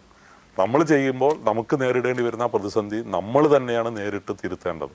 അതാണ് ഞാൻ പറയുന്നത്. എൻ്റെ ജീവിതത്തിൽ പിന്നീടുണ്ടായത് മുഴുവൻ അതാണ്. അച്ഛൻ്റെ മരണം മുതൽ ആ ദിവസം മുതൽ ഞാൻ എടുത്ത തീരുമാനവും എന്നിലേക്ക് അദ്ദേഹത്തിൻ്റെ തന്നെ ഒരു ആത്മാവ് എന്നിലേക്ക് കയറിയതാണോ എന്ന് എനിക്കറിയില്ല. പിറ്റേ ദിവസം മുതൽ എനിക്ക് ഈ കാഴ്ചപ്പാട് മാറുകയാണ്. പിന്നീടാണ് ഞാൻ നാടക അഭിനയം തുടങ്ങുന്നത്, ഞാൻ ഷട്ടിൽ കളിക്കാൻ തുടങ്ങുന്നത്, ഷട്ടിൽ കോളേജ് ടീമിലേക്ക് തിരഞ്ഞെടുക്കപ്പെടുന്നത്, ചെന്നൈയിൽ പോയിട്ടാണെങ്കിൽ ഇൻ്റർ ക്ലബ് ടൂർണമെൻറ്റുകൾ കളിച്ച് ജയിക്കുന്നത്, നാടകം സ്ഥിരമായിട്ട് എൻ്റെ ഒരു ഹോബിയാക്കി മാറ്റുന്നു. 40 കൊല്ലമായിട്ട് ചെന്നൈയിൽ എല്ലാ വർഷവും നാടകം ചെയ്യുന്നു. പിന്നെ ഈ എന്താ പറയുക, സഭാകമ്പം കംപ്ലീറ്റ് ആയിട്ട് മാറിക്കിട്ടുന്നു. എന്തും ഏറ്റെടുക്കാമെന്നുള്ളൊരു ധൈര്യം വരുന്നു. അപ്പം ഇതൊക്കെ നിങ്ങളിലും ഉണ്ടാകും എന്നുള്ളതാണ് എനിക്ക് ചെറുപ്പക്കാരോട് പറയാനുള്ളത്. ഞാനിപ്പോൾ ഇങ്ങനെയാണെന്ന് നിങ്ങൾ വിചാരിച്ച് ഭയപ്പെടേണ്ട ആവശ്യമേ ഇല്ല. കാലം നിങ്ങൾ ആരാണെന്ന് തെളിയിക്കും. അതുപോലെ തന്നെ താങ്കളുടെ ഓർമ്മകളിൽ എന്നെ ആകർഷിച്ചത്, താങ്കൾ അക്ഷരാർത്ഥത്തിൽ തെരുവിൽ നിന്ന് കണ്ടെത്തുന്ന ഒരു യന്ത്രവിദഗ്ധനുണ്ട്. അത് താങ്കളുടെ ബിസിനസ് മേഖലയിൽ ഒരുപാട് സംഭാവനകൾ അദ്ദേഹം അർപ്പിച്ചു. നമ്മൾ യാദൃച്ഛികമായി കണ്ടെത്തുന്ന നിസ്സാരൻ എന്ന് നമ്മൾ കരുതി പോകുന്ന ഒരാൾക്ക് പോലും വലിയ വലിയ സംഭാവനകൾ നമ്മുടെ ജീവിതത്തിൽ ചെയ്യാനുണ്ടാവും. അദ്ദേഹം തന്നെ കണ്ടെത്തപ്പെടാത്ത ഒരാളായിരിക്കും എന്നൊക്കെ അർത്ഥങ്ങളുള്ള ഒരു പരാമർശം നടത്തുന്നുണ്ട്. ആ കഥാപാത്രത്തെക്കുറിച്ച്. ഞാൻ മെഡിമിസ് ഏറ്റെടുത്ത സമയത്ത് ഒരു സമരം വന്ന് പൂട്ടിക്കെടുക്കായിരുന്നു. അപ്പോൾ അത് തുറക്കാനും മറ്റു സ്ഥലങ്ങളിൽ ചെറിയ രീതിയിൽ ഫാക്ടറി തുടങ്ങുന്ന സമയത്ത് അന്ന് ഒരു ഫാക്ടറിയിൽ കൈകൊണ്ടുണ്ടാക്കുന്ന സോപ്പായതുകൊണ്ട് ഒരു 5000 സോപ്പിക്കുള്ളിൽ ഉണ്ടാക്കാൻ പറ്റില്ല. അപ്പോൾ അമ്മാവൻ എന്നോട് ചോദിച്ചത് ഒരു 15000 സോപ്പ് നമുക്ക് ഉണ്ടാക്കണമെങ്കിൽ എങ്ങനെ ചെയ്യാം എന്നുള്ളതാണ്. അതിനെപ്പറ്റി ആലോചിച്ച് തല പുകഞ്ഞുകൊണ്ടിരിക്കുമ്പോഴാണ് ഞാൻ ഇദ്ദേഹത്തെ കാണുന്നത്. അപ്പോൾ എൻജിനീയറിംഗ് കൺസൾട്ടൻസ് പലരും വന്നിട്ട് പറഞ്ഞു, നിങ്ങളിത് മെക്കനൈസ് ചെയ്താൽ മാത്രമേ ശരിയാവുള്ളൂ. പവർ ഇല്ലാണ്ടാണ് ഞങ്ങൾ സോപ്പ് ഉണ്ടാക്കിയിരുന്നത് അന്ന്. അപ്പോൾ പവർ ഉപയോഗിക്കേണ്ടി വരും, മോട്ടറൈസ് ചെയ്യേണ്ടി വരും. അപ്പോൾ അതില്ലാതെ എങ്ങനെ ചെയ്യാം? കാരണം അന്ന് ടാക്സ് ബെനിഫിറ്റ്സ് ഉണ്ടായിരുന്നു, സെൻട്രൽ എക്സൈസ് എക്സംഷനൊക്കെ ഉണ്ടായിരുന്നു, സെയിൽ ടാക്സ് ഒക്കെ എക്സംപ്റ്റഡ് ആയിരുന്നു. അങ്ങനെ ഇരിക്കുമ്പോഴാണ് ഇദ്ദേഹത്തെ വളരെ അലസനായിട്ട് റോട്ടിൽ ഇങ്ങനെ നടക്കുന്ന ഒരാൾ അന്ന് KR നാരായണനെ പറ്റി വളരെ മോശമായിട്ട് ഇങ്ങനെ സംസാരിച്ചുകൊണ്ടിരിക്കുന്നതാണ് ഞാൻ കേൾക്കുന്നത്. അപ്പോഴാണ് ഞാൻ വിളിച്ചു ചോദിച്ചത്, എന്താണ് താങ്കൾ പറയുന്നത്? അപ്പോൾ 8ാം ക്ലാസ്സിൽ പഠിക്കുന്ന മകനെ ഡൽഹിയിൽ വരാൻ പറഞ്ഞ അദ്ദേഹം വിളിച്ചതിനാണ് ഇദ്ദേഹത്തിന് ദേഷ്യം വന്നത്. കാരണം ടിക്കറ്റ് ഒന്നും കൊടുത്തയക്കാണ്ട് വരാൻ പറഞ്ഞാൽ അങ്ങ് വരാൻ പറ്റുമോ എന്നുള്ള രീതിയിലായിരുന്നു. അപ്പോഴാണ് ഞാൻ സംസാരിച്ചത്. മകൻ എഴുതിയ കവിതകൾ ഞാൻ കാണുന്നു. അപ്പോൾ ഇംഗ്ലീഷിൽ എഴുതിയ കവിതകളാണ്. 8ാം ക്ലാസ്സിലൊരു വിദ്യാർത്ഥി പോലെ ആയിരുന്നില്ല. അത് വായിച്ചപ്പോൾ ഒരു ഡിഗ്രിയൊക്കെ കഴിഞ്ഞ ഒരാൾ എഴുതിയ കവിത പോലെ ഉണ്ടായിരുന്നു. അപ്പോഴാണ് ഞാൻ പറഞ്ഞ കുട്ടികളെ ഞാൻ സഹായിക്കാം, 2 പേരുണ്ട്, അവരെ ഞാൻ പഠിപ്പിക്കാം, ഏതാണെന്നൊക്കെ സംസാരിച്ചപ്പോഴാണ് അദ്ദേഹം പറഞ്ഞ ഓരോ കാര്യങ്ങൾ. അദ്ദേഹത്തിൻ്റെ ജീവിതത്തിൽ എല്ലായിടത്തും അദ്ദേഹത്തിന് പരാജയമായിരുന്നു. പക്ഷെ അദ്ദേഹം പലതും ഇപ്പോൾ സൈക്കിളിന് സ്പീഡ് കൂട്ടാൻ വേണ്ടി അദ്ദേഹം ഒരു യന്ത്രം കണ്ടുപിടിച്ചു. അത് പക്ഷേ സൈക്കിൾ കമ്പനിക്കാർ അത് റിജക്റ്റ് ചെയ്തു. ഇങ്ങനെയൊക്കെ അദ്ദേഹം പറഞ്ഞപ്പോൾ ഇദ്ദേഹത്തിൻ്റെ ഉള്ളിൽ എന്തോ ഉണ്ട് എന്ന് എനിക്ക് തോന്നി. അങ്ങനെയാണ് ഞാൻ അദ്ദേഹത്തോട് എൻ്റെ ഫാക്ടറിയിൽ ഇങ്ങനെ ഒരു പ്രശ്നമുണ്ട്, അതൊന്ന് സ്റ്റഡി ചെയ്യാമോ എന്ന് പറഞ്ഞു. അപ്പോൾ അദ്ദേഹം വളരെ മുഷിഞ്ഞ വസ്ത്രമായിരുന്നു, അല്പം മദ്യപിച്ചിട്ടൊക്കെ ഉണ്ടായിരുന്നു. ഞാൻ ഈ രൂപത്തിലൊന്നും അവിടെ വരരുത്, മൊത്തത്തിൽ മാറണം, അല്ല ഉപയോഗിക്കുന്ന വാക്കുകളും ഫാക്ടറിയിലൊന്നും ഉപയോഗിക്കാൻ പറ്റുന്ന മാതിരി ആയിരുന്നില്ല. പക്ഷെ ആ മനുഷ്യൻ പിന്നീട് മൊത്തത്തിൽ മാറി, വളരെ കൾച്ചേർഡായി, വളരെ കഴിവുള്ള. ഞങ്ങൾക്ക് ഇന്ന് ഇപ്പോൾ ഒരുപക്ഷെ 5000-10,000 സോപ്പ് ഉണ്ടാക്കാൻ ഭയപ്പെട്ടിരുന്ന ഞങ്ങൾക്ക് 10 ലക്ഷത്തിലധികം സോപ്പ് ഒരു ദിവസം ഉണ്ടാക്കാവുന്ന ലെവലിലേക്ക് അദ്ദേഹം മെഷീനറീസ് ഡിസൈൻ ചെയ്തു.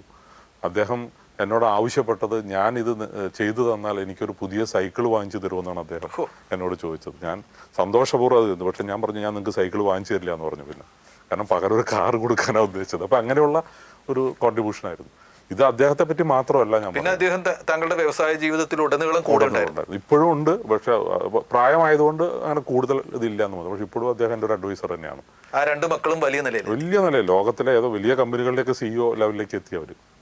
അത് മാത്രമല്ല ഇതിലൊരു വലിയ പാഠമുണ്ട് അല്ലേ സത്യത്തിൽ, അല്ലേ?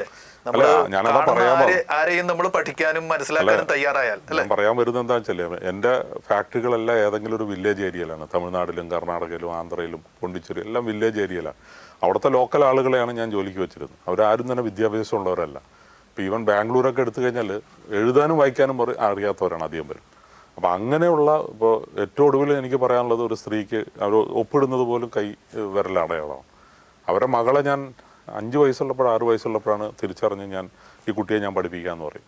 ആ കുട്ടി MBBSന് സ്റ്റേറ്റിൽ ഹയസ്റ്റ് മാർക്ക് വാങ്ങുന്നു.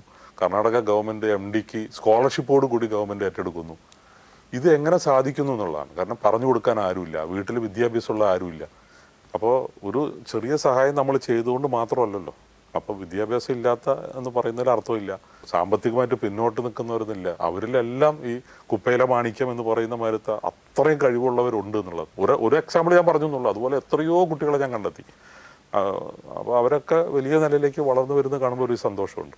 താങ്കള് സിനിമ മേഖലയിലെ താങ്കളുടെ ഒരു ചെയ്തികൾ, സംഭാവനകൾ അത് ചോദിച്ചില്ലെങ്കിൽ ഒരു പക്ഷേ ആളുകൾ കലഹിക്കും. അതുകൊണ്ട് ഞാൻ ചോദിക്കുകയാണ്, സിനിമയും താങ്കളും തമ്മിൽ എന്താണ്? ഞാൻ ശരിക്കും പറഞ്ഞാൽ നാടകമാണ് എൻ്റെ ജീവിതത്തിൻ്റെ ഭാഗം. ഏറ്റവും കൂടുതൽ ഞാൻ ഇഷ്ടപ്പെടുന്നത് നാടകം അഭിനയിക്കാനും. സിനിമ കണ്ടത്, സിനിമ ശരിക്കും പറഞ്ഞ സിനിമ ചെയ്യാൻ വേണ്ടി ആയിരുന്നില്ല. ശ്രീനാരായണ ഗുരുവിനെ ഞാൻ നേരത്തെ സൂചിപ്പിച്ചല്ലോ, കുടുംബത്തിൽ ശ്രീനാരായണ ഗുരുവായിട്ടുള്ള ബന്ധം വെച്ചുകൊണ്ട് യുഗപുരുഷൻ സിനിമ ചെയ്യാനൊരു അവസരം കിട്ടിയപ്പോൾ അതിനുവേണ്ടിയാണ് ഞാൻ AVA പ്രൊഡക്ഷൻസ് എന്ന് പറഞ്ഞ കമ്പനി ഉണ്ടാക്കുന്നത്. അതൊരു വലിയ പ്രോജക്റ്റായിരുന്നു. അപ്പോൾ അത് 2 വർഷത്തിലധികം നീണ്ടുപോകുമെന്ന് അറിഞ്ഞപ്പോൾ സിനിമ പഠിക്കാൻ വേണ്ടി ഒരു ചെറിയ ഡോക്യുമെൻ്ററിയും ഒരു ചെറിയ സിനിമയും ചെയ്തു എന്നുള്ളത്. പക്ഷേ ആദ്യ വർഷം തന്നെ എനിക്ക് സംസ്ഥാന അവാർഡ് കിട്ടി, 2ാമത്തെ വർഷം നാഷണൽ അവാർഡ് കിട്ടി, വീണ്ടും സംസ്ഥാന അവാർഡ്. അപ്പോൾ അതൊരു ഹാട്രിക് ആയിരുന്നു. യാതൊരു വിവരവുമില്ലാതെ ഞാൻ ഇറങ്ങി പുറപ്പെട്ട ഒരു മേഖലയിൽ ഇത്രയും അംഗീകാരങ്ങൾ വന്നപ്പോൾ എന്നെ തന്നെ അത്ഭുതപ്പെടുത്തിയത്. പിന്നീട് ഓരോ വർഷവും വിചാരിക്കും ഈ വർഷത്തോടെ മതിയാക്കാമെന്ന്. പക്ഷെ അതങ്ങനെ നീണ്ടു പോയി എന്നുള്ളതാണ്. പിന്നെ ഞാൻ അഭിനയിക്കാനും അതുപോലെ തന്നെ ധാരാളം സംവിധായകർ എന്നെ വിളിച്ചിരുന്നു. പക്ഷേ ബിസിനസ്സിനെ ബാധിക്കുന്നതുകൊണ്ട് അന്നൊന്നും ഞാൻ അങ്ങനെ സീരിയസ് ആയിട്ട് എടുത്തില്ല. ഇപ്പോൾ ഇങ്ങനെ 60 വയസ്സൊക്കെ കഴിഞ്ഞതിന് ശേഷമാണ് ഞാൻ ഇങ്ങനെ എന്നാൽ കുറച്ച് അഭിനയിക്കാം. അതിൻ്റെ അടിസ്ഥാനത്തിൽ ഇപ്പോൾ 1-2 സിനിമയിൽ പ്രധാന വേഷങ്ങൾ അഭിനയിച്ചു. മറ്റുള്ളവർ നിർമ്മിക്കുന്ന സിനിമകളിലും കുറേ അഭിനയിച്ചു. തമിഴിലെ ഏറ്റവും അവസാനത്തെ വാർത്ത എന്ന് വെച്ചാൽ തമിഴിൽ രജനീകാന്തിനോടൊപ്പം അഭിനയിച്ചു. അപ്പോൾ അത് അങ്ങനെ സിനിമയായിട്ടുള്ള ബന്ധം അങ്ങനെ തുടരുകയാണ് ഇപ്പോൾ. പക്ഷെ താങ്കളുടെ ആ സിനിമയുടെ പേരുകൾ നമ്മളൊന്ന് ഓടിച്ചു നോക്കിയാൽ ആരും കൗതുകത്തോടു കൂടി ശ്രദ്ധിക്കുന്ന ഒരു കാര്യമുണ്ട്. സിനിമയിലെത്തി അവിടെ വിജയിച്ച ഒരു സിനിമ ചെയ്താൽ വിജയിക്കുന്നൊരു സിനിമകൾ, കൊട്ടക തകർത്തു വരുന്ന സിനിമകൾ, കാശ് വരുന്ന സിനിമകൾ, അങ്ങനെ ഒരു താല്പര്യത്തിലേക്കാണ് ഒരു വ്യവസായി സാധാരണ നിലയ്ക്ക് പോവുക. പക്ഷെ താങ്കൾ അതിലല്ല ഊന്നിയത്. പല തരത്തിൽ പല മാനങ്ങളുള്ള സിനിമകൾ താങ്കൾ ചെയ്തതായിട്ടാണ് കാണുക. ഇപ്പോൾ നമ്മൾ നോക്കുകയാണെങ്കിൽ പാലേരി മാണിക്യം ചെയ്ത ആൾ തന്നെയാണ് ഗപ്പി ചെയ്തിരിക്കുന്നത്. അതുപോലെ ഇഷ്ക്, ഒപ്പം തന്നെ രാജാ രവിവർമ്മയെക്കുറിച്ച് ബ്രഷ് വീഴുന്നതിന് മുമ്പ് എന്നൊരിത്. ഈ താല്പര്യ വൈവിധ്യം അതെങ്ങനെ നിലനിർത്തി പോകാൻ കഴിയുന്നു? എന്താണ് സിനിമ എടുക്കുന്നതിൽ താങ്കൾക്ക് ഒരു മാനദണ്ഡമുണ്ടെങ്കിൽ അതെന്താണ്? മാനദണ്ഡം, ഞാൻ ചെയ്ത സിനിമകളിലൂടെ പ്രേക്ഷകർക്ക് എന്തെങ്കിലും ഒരു സന്ദേശം കിട്ടണം. അതാണ് ആദ്യത്തെ മാനദണ്ഡം. പിന്നെ എനിക്ക് AV അനൂപ് എന്ന് പറഞ്ഞ വ്യക്തിക്ക് പറയാൻ പറ്റാത്ത പല കാര്യങ്ങളും ഒരു സിനിമയിലൂടെ ചിലപ്പോൾ നമുക്ക് പറയാൻ കഴിയും. ഇത്രയൊക്കെ ഞാൻ നോക്കുന്നുള്ളൂ. പണം ഉണ്ടാക്കുന്നതിന് എൻ്റെ ബിസിനസ് ഉണ്ട്, മെഡിമിക്സും മറ്റ് കമ്പനികളും ഉണ്ട്. അപ്പം ഞാൻ സഞ്ജീവനം ആയുർവേദ ഹോസ്പിറ്റൽ തുടങ്ങി, അല്ലെങ്കിൽ സഞ്ജീവനം എന്ന ആയുർവേദത്തിനെ പ്രൊമോട്ട് ചെയ്യുക, ആയുർവേദ ബ്രാൻഡിനെ ഒന്ന് അപ്ഗ്രേഡ് ചെയ്യുക എന്നാണ് ഞാൻ സഞ്ജീവനത്തിലൂടെ ഉദ്ദേശിച്ചത്. അതും ഇത് പറയുന്നവരാണ്. ഇപ്പം താങ്കൾ പറഞ്ഞ ഇഷ്ക് പോലെയോ പാലേരി മാണിക്യം പോലെയുള്ള ഒരു സംഭവമാണ് എൻ്റെ സഞ്ജീവന ഹോസ്പിറ്റൽ. ഒരു വ്യത്യസ്തതയുണ്ട്. അല്ലാതെ പണം ഉണ്ടാക്കാൻ വേണ്ടി നമുക്ക് പല രീതിയിലും ആയുർവേദത്തിനെ പ്രൊമോട്ട് ചെയ്യാം. ഞാൻ അങ്ങനെ ചെയ്യാൻ ഉദ്ദേശിക്കുന്നില്ല. അത് തന്നെയാണ് സിനിമയുടെ ആ ഒരു സത്യസന്ധത പുലർത്തിക്കൊണ്ടുള്ള സിനിമകളാണ്. പക്ഷേ എന്നിട്ടും പകുതിയിലധികം സിനിമകൾ വിജയിച്ചു എന്നുള്ളതാണ്. അത്തരം സിനിമകൾ പ്രേക്ഷകർ സ്വീകരിക്കുന്നുണ്ടെന്നും. ഇപ്പൊ താങ്കൾ പറഞ്ഞ സിനിമകളൊക്കെ വിജയിച്ച പടങ്ങളാണല്ലോ, അപ്പൊ അവാർഡുകളും കിട്ടിയ പടങ്ങൾ.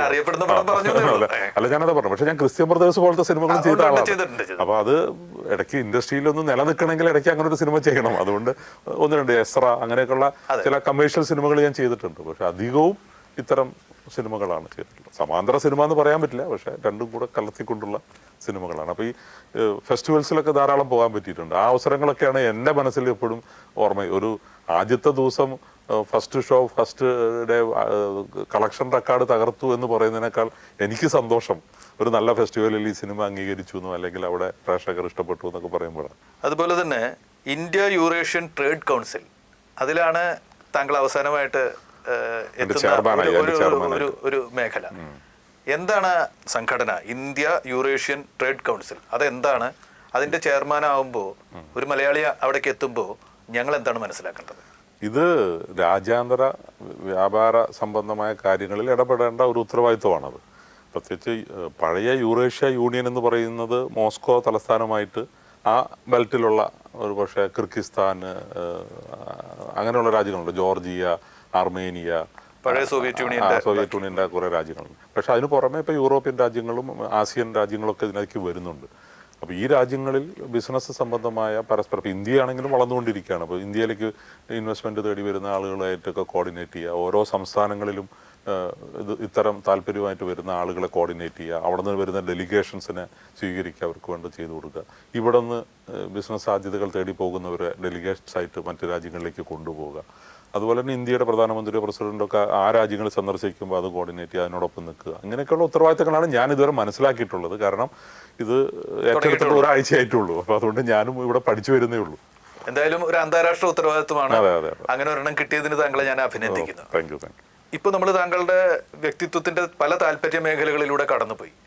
താങ്കൾ പറയുന്നു ഇതിലൊന്നും അല്ല, താങ്കൾ ഒരു മനുഷ്യൻ എന്നുള്ള നിലയ്ക്ക് അറിയപ്പെടാൻ മാത്രമാണ് ആഗ്രഹിക്കുന്നത്. എങ്കിലും ഞാൻ ഒന്നും കൂടി ഈ അഭിമുഖത്തിന്റെ അവസാന വേള രേഖപ്പെടുത്തുന്നതിന് വേണ്ടി ഞാൻ ഉറപ്പിച്ച് ചോദിക്കുകയാണ്, നാളെ എന്ന് പറയുമ്പോൾ കുറേ കാലം കഴിയുമ്പോൾ അനൂപ് ആരായിരുന്നു എന്നറിയപ്പെടാനാണ് ഇത്രയും മേഖലകളിൽ സാന്നിധ്യമുള്ള താങ്കൾ ആഗ്രഹിക്കുന്നത്? അല്ല, ഈ സമൂഹത്തിൽ എല്ലാവരോടൊപ്പം സഹകരിച്ച് ജീവിച്ച ഒരു വ്യക്തി ഞാൻ. അതാണ്, എല്ലാ തരത്തിലുള്ള ആളുകളുമായിട്ട് ഞാൻ ഇന്നും ബന്ധം വയ്ക്കുന്ന ഒരാളാണ്, ഈ എല്ലാ മേഖലകളിലും പ്രവർത്തിക്കുന്ന ഒരാളാണ്. പക്ഷേ ആദ്യം പറഞ്ഞാൽ തന്നെ ഞാൻ ഉറച്ചു നിൽക്കുന്നു. നല്ല മനുഷ്യനായിരുന്നു എന്ന് പറഞ്ഞില്ലെങ്കിൽ പിന്നെ എന്താ കാര്യം എന്നുള്ളതാണ്. പിന്നെ ബിസിനസ്സിൻ്റെ വിജയത്തെക്കുറിച്ചും സാധാരണ എല്ലാവരും ചോദിക്കുന്നതാണ്. ഞാൻ എപ്പോഴും പറയുന്നതാണ്, കുറേ ലാഭം ഉണ്ടാക്കിയതുകൊണ്ട് വിജയമാകുന്നില്ല. നമുക്ക് മനസ്സമാധാനത്തോടു കൂടെ 7 മണിക്കൂർ ഉറങ്ങാൻ സാധിച്ചാൽ അവിടെയാണ് വിജയം. ആ മനസ്സമാധാനം കിട്ടുന്നത് എങ്ങനെയാണ്? നമ്മൾ ഈ നല്ല ബന്ധങ്ങൾ സൂക്ഷിക്കുന്നതുകൊണ്ടാണ്. നമ്മളെ എതിർക്കാനോ നമുക്കെതിരെ പ്രവർത്തിക്കാനോ ഒന്നും ആരുമില്ല, എൻ്റെ അറിവിലില്ല. അതുപോലെ വ്യക്തിപരമായിട്ട് ഞാൻ ഒരു ലീഗൽ കേസ് പോലും എനിക്കില്ല. ഇന്ന് വരെ ഒരു കേസ് ആരുടെ മേലെ എനിക്ക് കൊടുക്കേണ്ടി വന്നിട്ടില്ല. എൻ്റെ മേലെ ആരും കേസ് കൊടുത്തിട്ടില്ല. അപ്പം ആ രീതിയിൽ ഞാൻ ആരായിരുന്നു എന്നുള്ളത് ഇന്ന് എന്നെ അറിയുന്നവർക്ക് അറിയാം. വളരെ വ്യത്യസ്തമായ വാക്കുകളാണ്. ഒരുപക്ഷെ ലാഭമുണ്ടാക്കൂ, അധിക ലാഭമുണ്ടാക്കൂ, അമിത ലാഭമുണ്ടാക്കൂ, കൊള്ള ലാഭമുണ്ടാക്കൂ എന്ന് പറഞ്ഞുകൊണ്ടിരിക്കുന്ന ഒരു കാലത്ത് ഒരു വ്യവസായി ഇങ്ങനെ ലാഭത്തിനെ നിർത്തേണ്ടടുത്ത് നിർത്തിക്കൊണ്ട് സംസാരിക്കുന്നത് വളരെ മനോഹരമായൊരു കാഴ്ചയാണ്, മനോഹരമായൊരു കേൾവിയാണ്. അതിന് നന്ദി പറയുന്നു. ഒപ്പം തന്നെ എൻ്റെ ഒന്നും കുട്ടിക്കാലത്ത് ഇല്ലാതിരുന്ന പോലെ, താങ്കളുടെയും കുട്ടിക്കാലത്ത് ഇല്ലാതിരുന്ന പോലെ ബിസിനസ് പഠിച്ച് ചെയ്യുക എന്നൊരു രീതി വന്നിട്ടുണ്ട്. MBA ഒക്കെ പഠിക്കുന്ന ആളുകളുണ്ടല്ലോ. ബിസിനസ് അങ്ങനെ ക്ലാസ് മുറിയിൽ നിന്ന് പഠിക്കേണ്ടതാണോ? ക്ലാസ് മുറിയിൽ നിന്ന് പഠിക്കേണ്ട ഒരു ശാസ്ത്രം ആയിരിക്കെ തന്നെ ക്ലാസ് മുറിക്ക് പുറത്തു നിന്ന് അതെന്തെങ്കിലും ആർജിക്കേണ്ടതുണ്ടോ? ബിസിനസ് മേഖലയിലെ വിദ്യാർത്ഥികൾക്ക് AV അനൂപ് എന്ന വ്യവസായി എന്ത് സന്ദേശം കൊടുക്കും? താങ്കൾ പറഞ്ഞ മാതിരി എൻ്റെ കുട്ടിക്കാലത്ത് ഒരു ബിസിനസ് ഒരു പ്രോജക്റ്റ് റിപ്പോർട്ട് ഉണ്ടാക്കുന്നതിനെ പറ്റുമെന്ന് എനിക്കറിയില്ലായിരുന്നു. ഇന്ന് അതെല്ലാം പ്രിപ്പയർഡാണ്. അതുപോലെ എങ്ങനെയാണ് ഇതിൻ്റെ വർക്കിംഗ് ക്യാപിറ്റൽ ഉണ്ടാക്കുന്നത്, ക്യാപിറ്റൽ എങ്ങനെയാണ് കണ്ടെത്തേണ്ടത്, അല്ലെങ്കിൽ സ്റ്റാർട്ടപ്പ് കമ്പനികളെല്ലാം ഇന്ന് വന്നു. അന്ന് ഈ വാക്കുകളൊന്നും നമുക്കറിയില്ല, ഒന്നും അറിയാത്ത ഒരു കാലഘട്ടത്തിൽ. പക്ഷെ അന്ന് ബിസിനസ്സിന് സാധ്യതകൾ കുറേ ഉണ്ടായിരുന്നു. ഏത് ബിസിനസ്സും നമ്മൾ നല്ല രീതിയിൽ ഇറക്കുകയാണെങ്കിൽ വിജയിക്കാനുള്ള സാധ്യത കൂടുതലായിരുന്നു. ഇന്ന് അങ്ങനെയല്ല. ഇന്ന് കോമ്പറ്റീഷൻ കൂടുതലാണ്, വിജയസാധ്യത വളരെ കുറവാണ്. അല്ലെങ്കിൽ പുതിയ മേഖലകൾ കണ്ടെത്തണം. ഇപ്പോൾ കൊറോണ സമയത്ത് ഇപ്പോൾ ഓൺലൈൻ ആയിട്ട് ബന്ധപ്പെട്ട പുതിയ കുറേ ബിസിനസ് സംരംഭങ്ങൾ വന്നു, അവരൊക്കെ വിജയിച്ചു. പക്ഷേ വേറെ കുറേ ആളുകൾ പരാജയപ്പെട്ടു ആ സമയത്ത്. അപ്പോൾ ഇതെല്ലാം ക്ലാസ് റൂമിൽ പഠിക്കാൻ കുറേ കാര്യങ്ങളുണ്ട്, തിയറി. പക്ഷേ ഞാനൊക്കെ ഇത് തെറ്റുകൾ ചെയ്ത് പഠിച്ച് അങ്ങനെ വളർന്നു വന്നതാണ്. പ്രാക്ടിക്കലായിട്ട് ചെയ്ത് പഠിച്ചു വന്നതാണ്. ഞാനൊരു 15 കൊല്ലം മുമ്പ് ഒരു ഇൻ്റർനാഷണൽ യൂണിവേഴ്സിറ്റിയിൽ MBAക്ക് ചേർന്നു. ഒരു 1.5 വർഷം പഠിച്ചു. 1.5 വർഷം പഠിച്ചു കഴിഞ്ഞപ്പോഴാണ് ഞാൻ തിരിച്ചറിയുന്നത്, ഞാൻ ഈ പഠിക്കുന്ന തിയറികളൊക്കെ തന്നെ ഞാൻ ജീവിതത്തിൽ പ്രാവർത്തികമാക്കി കഴിഞ്ഞു. ഇനിയിപ്പോൾ ഒരു സർട്ടിഫിക്കറ്റ് കിട്ടാൻ വേണ്ടി വെറുതെ സമയം കളയണോ എന്ന് വിചാരിച്ച് ഞാൻ അത് നിർത്തി പോകുന്ന ആളാണ്. അത് എന്നെ സംബന്ധിച്ചിടത്തോളം. പക്ഷേ ബിസിനസ് തുടങ്ങുന്നതിന് മുമ്പ് തീർച്ചയായിട്ടും ആദ്യം തിയറി പഠിക്കൂ, എന്നിട്ട് പ്രാക്ടിക്കൽ ചെയ്യൂ എന്നുള്ളത്. പക്ഷേ പ്രാക്ടിക്കൽ ചെയ്യണമെന്നാണ്. അതായത് ഗൂഗിൾ ചെയ്തിട്ടൊന്നും ഒരു ബിസിനസ് ചെയ്യാൻ പറ്റില്ല. അപ്പം നമ്മൾ ഇപ്പം ഞാനൊക്കെ സൈക്കിൾ ഓടിച്ച് മാർക്കറ്റിൽ പോയി സോപ്പ് വിറ്റിട്ടുള്ള ആളാണ്. ഇലക്ട്രിക് ട്രെയിനിൽ തൂങ്ങിക്കിടന്ന് നിന്ന് സോപ്പ് വിൽക്കാൻ പോയിട്ടുള്ള ആളാണ്. അപ്പോൾ ഇന്ന് വരുന്ന തലമുറ അങ്ങനെയല്ല. ഇൻ്റർവ്യൂവിൻ്റെ സമയത്ത് തന്നെ നമ്മളോട് ചോദിക്കുന്നത് AC റൂമുണ്ടോ, 4 വീലറാണോ 2 വീലറാണോ പ്രൊവൈഡ് ചെയ്യുന്നത്, മൊബൈൽ തരുമോ, ലാപ്ടോപ്പ് തരുമോ, ഇതൊക്കെ ഇങ്ങോട്ടുള്ള ചോദ്യങ്ങളാണ്. ഇവന് നമുക്ക് എടുക്കാൻ പറ്റുമോ എന്ന് ചിന്തിക്കുന്നതിന് മുമ്പ് തന്നെ ഇങ്ങോട്ട് ചോദ്യങ്ങളാണ്. ആ കാലഘട്ടത്തിലാണ് നമ്മൾ ജീവിക്കുന്നത്. അപ്പോൾ തീർച്ചയായിട്ടും അവരോട് എനിക്ക് പറയാനുള്ളത്, അതെല്ലാം നിങ്ങൾ ആവശ്യപ്പെട്ടുള്ളൂ, പക്ഷേ അതിനു മുമ്പ് നിങ്ങൾക്ക് അതിനുള്ള അർഹതയുണ്ടോ എന്ന് ചിന്തിക്കണം. അർഹത വരണമെങ്കിൽ എവിടെയെങ്കിലും ജോലി ചെയ്ത് പ്രാക്ടിക്കലായിട്ട് ജോലി ചെയ്ത് ഇത് പഠിക്കണം. ഏത് മേഖലയാണ് നമ്മൾ ചെയ്യുന്ന ഉത്തരവാദിത്തം മാത്രമല്ല, ഒരു ബിസിനസ് മാനേജ് ചെയ്യുന്നത് എങ്ങനെയാണെന്നുള്ളത് പഠിക്കണമെങ്കിൽ വേറെ എവിടെയെങ്കിലും ജോലി ചെയ്ത് അത് നമ്മുടെ കണ്ണുകൊണ്ട് കാണണം, അനുഭവിക്കണം. അതാണ് എനിക്ക് പറയാനുള്ളത്. ബിസിനസ് അതിൻ്റെ നല്ല സാധ്യതകൾ അന്വേഷിക്കണം എന്നൊരു മനോഭാവത്തിൽ കേരളം എത്തി നിൽക്കുന്നൊരു സമയമാണിത്. ഈ കേരളത്തിൽ നാളെ ബിസിനസ് ചെയ്യാൻ പോകുന്നവരോട്, വിദ്യാർത്ഥികളോടാണ് നമ്മളിപ്പോൾ പറഞ്ഞത്, നാളെ ബിസിനസ് ചെയ്യാൻ പോകുന്നവരോട് എന്തെങ്കിലും പറയാനുണ്ടോ ഈ അനുഭവങ്ങളിൽ നിന്ന്? തീർച്ചയായിട്ടും. കാരണം പലരും എന്നെ പറയാറുണ്ട്, ഞാനാണ് കേരളത്തിൻ്റെ ബിസിനസ് അംബാസഡർ എന്ന്. കാരണം ഞാൻ വേൾഡ് മലയാളി കൗൺസിലിൻ്റെയൊക്കെ ചെയർമാനായിരുന്നു. അപ്പോൾ ലോകരാജ്യങ്ങളിൽ പലപ്പോഴും മലയാളി സംഗമങ്ങളൊക്കെ നടക്കുമ്പോൾ സാധാരണ നമ്മൾ കേൾക്കുന്നത് കേരളത്തിനെ പറ്റി വളരെ മോശമായ അനുഭവങ്ങൾ എടുത്ത് പറയുന്നത്. ഞാൻ എപ്പോഴും പോസിറ്റീവായിട്ട് സംസാരിക്കാറുള്ളൂ. അതെ. പക്ഷെ ഞാൻ എപ്പോഴും പോസിറ്റീവായിട്ട്, ഇപ്പോൾ മരിച്ചുപോയ അലക്സാണ്ടർ സാർ IAS, അദ്ദേഹം ഒരിക്കൽ ഇതേമാതിരി ഒരു മീറ്റിങ്ങിൽ പറയുന്നുണ്ടായിരുന്നു, അനൂപ് മാത്രമേ ഇങ്ങനെ പറയുന്നത് ഞങ്ങൾ കേട്ടിട്ടുള്ളൂ. കാരണം ഇവിടെ പ്രശ്നങ്ങൾ പലരും നേരിട്ടിട്ടുണ്ടാവും, പക്ഷെ ബഹുഭൂരിപക്ഷം അങ്ങനെ നേരിട്ടവരല്ല. ചിലരും നേരിട്ടിട്ടുണ്ടാവും. അതുപോലെ തൊഴിലാളി പ്രശ്നം ഉണ്ടായിട്ടുണ്ടാവാം, ബ്യൂറോക്രസി പ്രശ്നം ഉണ്ടായിട്ടുണ്ടാവാം, സാഹചര്യങ്ങൾ ചിലപ്പോൾ അനുകൂലമല്ലാതെ ഇന്നിരിക്കാം. പക്ഷെ മൊത്തത്തിൽ ഇന്നത്തെ ഒരു നിലവാരത്തിൽ നമ്മൾ നോക്കുകയാണെങ്കിൽ ഇന്ത്യയിലെ ഏത് സംസ്ഥാനത്തിലും വിദേശത്ത് നിന്ന് ബിസിനസ് ചെയ്യാൻ വരുന്ന ഒരാളുടെ സാഹചര്യം ഒന്ന് തന്നെയാണ്. അതിൽ കേരളം ഒട്ടും പുറകിലല്ല. പക്ഷെ ഒരു ബിസിനസ് നമ്മൾ ചെയ്യാൻ വരുമ്പോൾ ഇവിടെ ഒരു ഡിപ്പാർട്ട്മെൻറ്റും നമ്മളോട് താങ്കളെ ഞാൻ എങ്ങനെയാണ് സഹായിക്കേണ്ടതെന്ന് പറയില്ല. അത് ഇവിടെ മാത്രമല്ല, ഒരു സംസ്ഥാനത്തിലും പറയില്ല. ആദ്യം തന്നെ നമുക്ക് നോട്ടീസുകളാണ് വരിക. നിങ്ങൾ എന്തുകൊണ്ട് പ്രോസിക്യൂട്ട് ചെയ്തുകൂടാ, നിങ്ങളുടെ മേലെ എന്തുകൊണ്ട് നടപടി എടുത്തുകൂടാ. അത് ഇവിടുത്തെ അങ്ങനെയാണ് ഇന്ത്യയിലെ ബിസിനസ്സിൻ്റെ ഒരു സാഹചര്യം. അത് വിദേശത്ത് അങ്ങനെയല്ല. ഞാനിപ്പോൾ സിംഗപ്പൂരും ദുബായിലൊക്കെ ഇതുപോലെയുള്ള കാര്യങ്ങൾ പോകുന്ന സമയത്ത് അത്ഭുതപ്പെടാറുണ്ട്. എല്ലാ ഡിപ്പാർട്ട്മെൻറ്റിൽ ഇരിക്കുന്നവരും ചിന്ത നമ്മളെ എങ്ങനെ സഹായിക്കാം, നമ്മളെ എങ്ങനെ വളരാം എന്ന് അവർ ചിന്തിക്കുന്നു എന്നുള്ളതാണ്. മാറേണ്ടതുണ്ടെങ്കിൽ അവിടെയാണ്. ആ മാറ്റമാണ് ഞാൻ പറയുന്നത്. അത് ഇവിടെ ഇല്ല. ഇവിടെ മാത്രമല്ല, ഇന്ത്യയിലെ ഒരു സംസ്ഥാനത്തിലും ഉണ്ടെന്ന് ഞാൻ പറയാം. അല്ല, ഇത് പറയുമ്പോൾ താങ്കളുടെ കുട്ടിക്കാലത്ത് ബ്യൂറോക്രസിയിൽ നിന്ന് നേരിട്ട അനുഭവങ്ങള് വളരെ ദാരുണമായ അനുഭവങ്ങൾ വിശദീകരിക്കുന്നുണ്ട്. അച്ഛൻ മരിച്ചതിന് ശേഷം മരണ സർട്ടിഫിക്കറ്റിന് കൂടുതൽ ആനന്ദിന്റെ മരണ സർട്ടിഫിക്കറ്റിന് അറിയാതെ ഞാൻ അവരോട് നന്ദിയുള്ളവനാണ്. വളരെ അന്ന് ദുഃഖിപ്പിച്ചില്ലായിരുന്നെങ്കിൽ ഞാൻ ഇന്നും സർക്കാർ ഓഫീസിൽ ഇരിക്കുമായിരുന്നു. എന്നെ അതിൽ നിന്ന് പുറത്താക്കി തന്നത് അവരാണല്ലോ. അല്ല, പക്ഷെ ഞാൻ പറയുന്നത് LICയുടെ ഒരു കടുത്ത അനുഭവം ഞാൻ LIC ഒരിക്കലും എടുക്കുന്നില്ല. അതുകൊണ്ട് കാരണം അത് ചെറുതല്ല. കാരണം LIC അന്ന് ഇത് പറയുന്നത് 82 എനിക്ക് അയച്ച കത്ത്, അമ്മയ്ക്ക് അയച്ച കത്ത്, എൻ്റെ അമ്മയ്ക്ക് അന്ന് 42 വയസ്സേ ഉള്ളൂ, വിധവയാണ്. അത് സർക്കാർ ഉദ്യോഗസ്ഥനായിരുന്നു, ഒരു ഡിപ്പാർട്ട്മെൻറ്റിൻ്റെ തലവനായിരുന്നു. എല്ലാ പത്രങ്ങളിലും മുൻ പേജിൽ തന്നെ ഫോട്ടോ സഹിതം വാർത്തയുണ്ടായിരുന്നു. എന്നിട്ട് അയച്ചത് എന്താണെന്ന് വെച്ചാൽ ശവസംസ്കാര ചടങ്ങിൽ പങ്കെടുത്ത ബന്ധുക്കളല്ലാത്ത 3 പേരുടെ സാക്ഷ്യപത്രം വേണമെന്നാണ്. അപ്പോൾ അന്ന് 18-19 വയസ്സ് പ്രായമുള്ള എൻ്റെ രക്തം തിളയ്ക്കുകയും LIC പട്ടത്ത് ചെന്ന് ഞാൻ കുറേ ബഹളമൊക്കെ ഉണ്ടാക്കിയത് ഓർക്കുകയാണത്. കാരണം നമുക്കത് ഒരു രീതിയിൽ ദഹിക്കാൻ പറ്റില്ല. LIC എടുക്കുന്നത് വെച്ചാൽ മരിച്ച പിറ്റേ ദിവസം പൈസ കിട്ടണം, അല്ലാതെ ഈ രീതിയിലുള്ള ഒരു മറുപടിയൊക്കെ നമ്മൾ പ്രതീക്ഷിച്ചില്ല. ഞാൻ റിയാക്ട് ചെയ്തപ്പോൾ പൈസ തന്നു. പക്ഷെ അതാണ് ഞാൻ പറയുന്നത്, അങ്ങനത്തെ ചിന്തകളാണ്. പക്ഷെ അതൊക്കെ ഇപ്പം മാറി കേട്ടോ. ആ കാലമൊക്കെ വളരെ മാറി. ഒരു ബാങ്കിൽ പോയാലൊക്കെ ഉള്ള അനുഭവം വേറെ ആയിരുന്നു. ഇന്ന് അതൊക്കെ മാറി. അതുപോലെ ഒരു ഫോൺ കിട്ടണമെങ്കിലൊക്കെ അന്ന് എന്തായിരുന്നു നമ്മുടെ ബുദ്ധിമുട്ട്. ഇന്നിപ്പോൾ നമ്മളെല്ലാവരും ഫോൺ ഒരു പ്രശ്നമേ അല്ല, ആർക്കും വേണമെങ്കിലും ഇന്ന് തന്നെ ഫോൺ കിട്ടിയെന്നുള്ളതാണ്. ആ കാലമൊക്കെ മാറി. പക്ഷേ ഈ സാഹചര്യമാണ് നമ്മൾ ആലോചിക്കേണ്ടത് എന്നുള്ളതാണ്. അപ്പോൾ അത് ഡിപ്പാർട്ട്മെൻറ്റിലായാലും എല്ലായിടത്തായാലും. ഇപ്പോൾ ഞാൻ മേളം ഏറ്റെടുത്തിട്ട് ഇപ്പോൾ 9 വർഷം ആവാനായി. മേളം ഏറ്റെടുക്കുന്ന അന്ന് പോലും കേരളത്തിൽ എൻ്റെ ഫാക്ടറി സമരം ഉണ്ടായിരുന്നു. പക്ഷെ ഞാൻ ഏറ്റെടുത്തതിന് ശേഷം ഇതുവരെ ഒരു സമരം ഉണ്ടായിട്ടില്ല. അത് എന്തുകൊണ്ടാണെന്നുള്ളതാണ്. അപ്പം നമ്മൾ തൊഴിലാളികളെ കൈകാര്യം ചെയ്യേണ്ടത് എങ്ങനെയാണ്, യൂണിയനായിട്ട് സംസാരിക്കേണ്ടത് എങ്ങനെയാണ്, നമ്മൾ അവരുടെ ഭാഗത്തു നിന്നും കൂടെ ചിന്തിക്കാനുള്ളൊരു മനസ്സ് നമുക്കുണ്ടാവണം. അതാണ് ഇപ്പം എൻ്റെ ചെന്നൈയിലോ കർണാടകയിലോ ഒന്നും തന്നെ യൂണിയനുകളില്ല. പക്ഷെ അവിടെ ഒരു പ്രശ്നമില്ല. അതുമാത്രമല്ല, ഇവിടത്തെക്കാളും കൂടുതൽ നല്ല സാഹചര്യം ഞാൻ അവർക്ക് ഒരുക്കിയിട്ടുണ്ട്. ഞാൻ പറഞ്ഞില്ല, മക്കളെ വിദ്യാഭ്യാസമായാലും അവരുടെ ജീവിത രീതിയായാലും വീടില്ലാത്ത എല്ലാവർക്കും വീടായി. ഞാൻ ഈ വർഷം തന്നെ കഴിഞ്ഞ വർഷം ഞാൻ പറഞ്ഞൊരു കാര്യം അതാണ്. ഈ വർഷം ഡിസംബർ 31 ആകുമ്പോഴേക്കും എൻ്റെ പഴയ തൊഴിലാളികൾ, അതായത് 20-25 വർഷമായിട്ടുള്ള തൊഴിലാളികൾക്കെല്ലാം സ്വന്തമായിട്ട് വീടുണ്ടാവുമെന്ന് ഞാൻ അനൗൺസ് ചെയ്തിരുന്നു. അതിലേക്ക് എത്തി എന്നുള്ളതാണ്. അപ്പോൾ അത് മുഴുവൻ ഞാൻ ഫ്രീ കൊടുക്കുക എന്നുള്ളതല്ല, അവരെ പഠിപ്പിക്കുകയാണ്. ഒരു ലാൻഡ് വാങ്ങണം, ലാൻഡ് വാങ്ങാൻ ഞാൻ കുറച്ച് സഹായിക്കും. അവരുടെ ശമ്പളത്തിൽ നിന്ന് എത്ര എടുക്കാം, എത്ര ലോൺ എടുക്കാം, PF എങ്ങനെ ഉപയോഗിക്കാം. അത് കഴിഞ്ഞ് അതിൻ്റെ ഒരു സ്റ്റേജ് കഴിയുമ്പോൾ ഒരു വീട് വെക്കാൻ തുടങ്ങണം. വീട് വെക്കുന്ന സമയത്ത് നമ്മൾ അങ്ങനെ പ്ലാനിങ് ഉണ്ടാക്കണം. അല്ലെങ്കിൽ കിട്ടിയ പൈസ മുഴുവൻ അടിച്ചു പൊളിച്ച് കളയുക, അല്ലെങ്കിൽ മദ്യഷാപ്പിൽ കൊണ്ട് കളയുക എന്നുള്ളതല്ല. അങ്ങനെ സഹായിച്ചുകൊണ്ടാണ് എല്ലാവർക്കും സ്വന്തം വീട്ടിലേക്ക് എത്തിയിരിക്കുന്നത്. എല്ലാവരെയും മക്കൾ ഇംഗ്ലീഷ് വിദ്യാഭ്യാസം അടുക്കി നല്ല വിദ്യാഭ്യാസത്തിലേക്ക് കൊണ്ടുവരുന്നു എന്നുള്ളത്. അപ്പോൾ അതിനുള്ള സാഹചര്യം കേരളത്തിലുണ്ട്. പിന്നെ വലിയ വ്യവസായശാലകളൊന്നും തുടങ്ങാൻ ഇവിടെ പറ്റില്ലെന്ന് നമുക്ക് തന്നെ അറിയാം. ഇവിടെ അതിനുള്ള സൗകര്യങ്ങളില്ല, എൻവയോൺമെൻറ്റ് പ്രശ്നങ്ങളുണ്ട്, അതാണ്. പക്ഷേ ഇപ്പോൾ ആയുർവേദത്തിലായാലും ടൂറിസത്തിലായാലും വിദ്യാഭ്യാസ മേഖലയിലായാലും IT-യിലായാലും ഒക്കെ ധാരാളം സാധ്യതകളുള്ളൊരു സ്ഥലം തന്നെയാണ്. ഞാനൊരിക്കൽ മുഖ്യമന്ത്രിയോട് ഇതിനെപ്പറ്റി സൂചിപ്പിച്ചിരുന്നു. നിങ്ങൾ തൊഴിലാളികൾക്കല്ല ട്രെയിനിങ് കൊടുക്കേണ്ടത്, സംരംഭകർക്കാണ്. വിദേശത്ത് വരുന്ന സംരംഭകർക്ക് ഒരു ട്രെയിനിങ് കൊടുക്കേണ്ട ആവശ്യമുണ്ട്. എന്തൊക്കെയാണ് പ്രതിസന്ധികൾ നിങ്ങൾ നേരിടാൻ പോകുന്നത്, അതെങ്ങനെ നേരിടണം എന്നുള്ളത്. അത് പക്ഷേ സർക്കാർ വിചാരിച്ചാൽ ആ ട്രെയിനിങ് കൊടുക്കാൻ പറ്റില്ല. ഇവിടെ ബിസിനസ് ചെയ്ത് വിജയിച്ച ആളുകൾക്ക് ചിലപ്പോൾ ആ ഒരു ട്രെയിനിങ് കൊടുക്കാൻ പറ്റും. എങ്ങനെയാണ് അത് കണ്ട് അറിഞ്ഞ് പെരുമാറേണ്ടത്, അത്രേ ഉള്ളൂ. അല്ലാതെ വേറെ പ്രശ്നമൊന്നും ഉള്ളതായിട്ട് എനിക്ക് പറയാനില്ല. ബിസിനസ് മേഖല, മാധ്യമങ്ങൾ, 2 എൻറ്റിറ്റികളാണ് നമ്മുടെ സമൂഹത്തിൽ. ബിസിനസ് മേഖലയോടുള്ള മാധ്യമങ്ങളുടെ സമീപനം അത് ആശാവഹമാണോ? അതിലെന്തെങ്കിലും തിരുത്തലുകൾ നിർദ്ദേശിക്കാനുണ്ടോ?